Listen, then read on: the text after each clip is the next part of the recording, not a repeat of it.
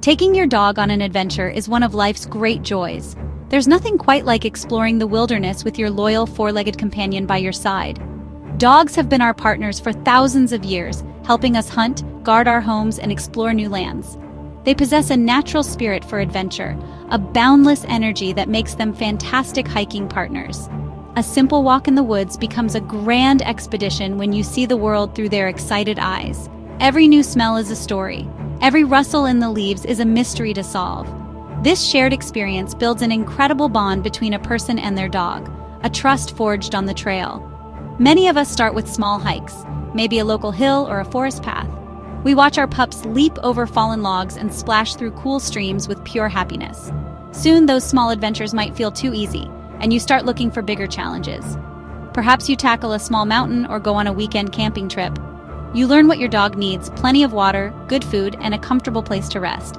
You also learn to read their signals, to know when they are tired or thirsty.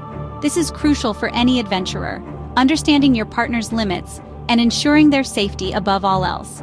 It's a responsibility we must take seriously. The idea of pushing limits is what drives every explorer. We look at a map and see a high peak and wonder, could we climb that?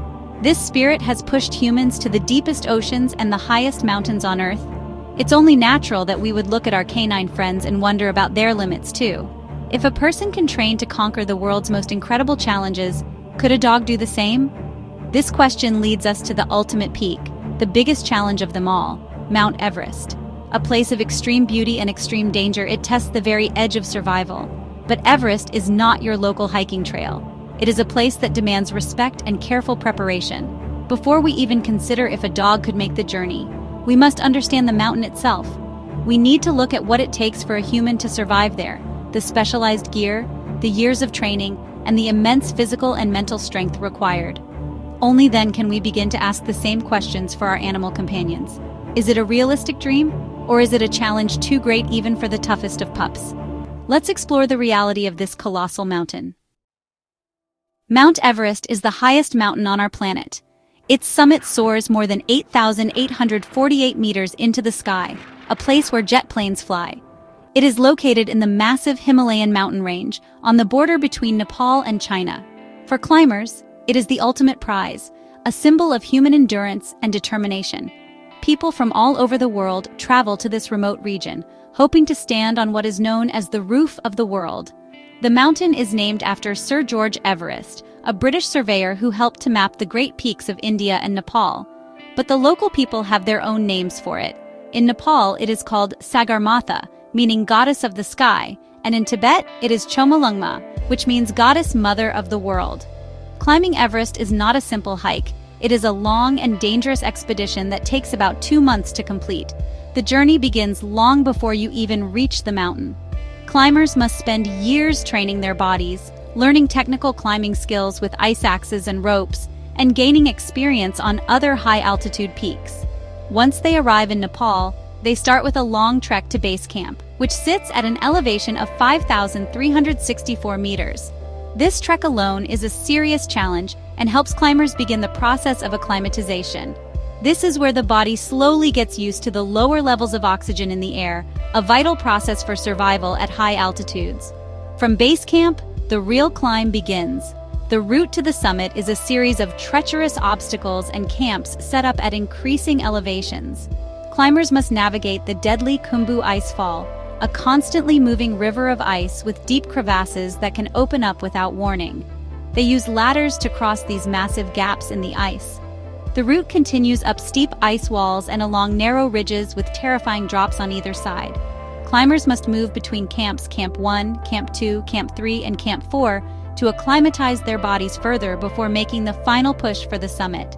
This up and down movement is exhausting, but absolutely essential to avoid deadly altitude sickness.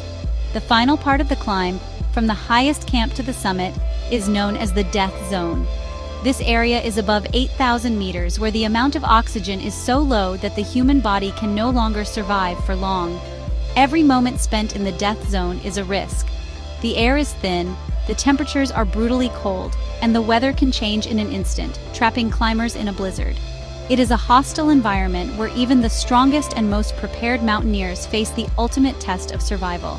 This is the world we are asking if a dog could enter, a place that pushes humans to their absolute limit.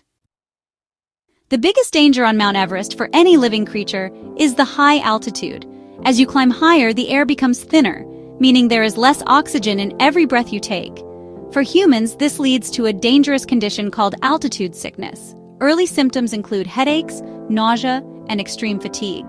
If a person continues to ascend without properly acclimatizing, it can develop into life-threatening conditions like high-altitude cerebral edema, which is swelling of the brain, or high-altitude pulmonary edema, where fluid fills the lungs. To combat this, climbers use bottled oxygen in the death zone, but even that does not make it easy. It only makes survival possible for a short time. A dog would face these same risks, and perhaps even greater ones. While some dog breeds that originated in high-altitude regions, like the Tibetan Mastiff, are better adapted to low-oxygen environments, they are not built for the extreme heights of Everest's summit. A dog cannot tell you if it has a splitting headache or feels dizzy. A climber can recognize the signs of altitude sickness in themselves or a teammate, but a dog's symptoms might be missed until it is too late. The process of acclimatization would be a complete unknown.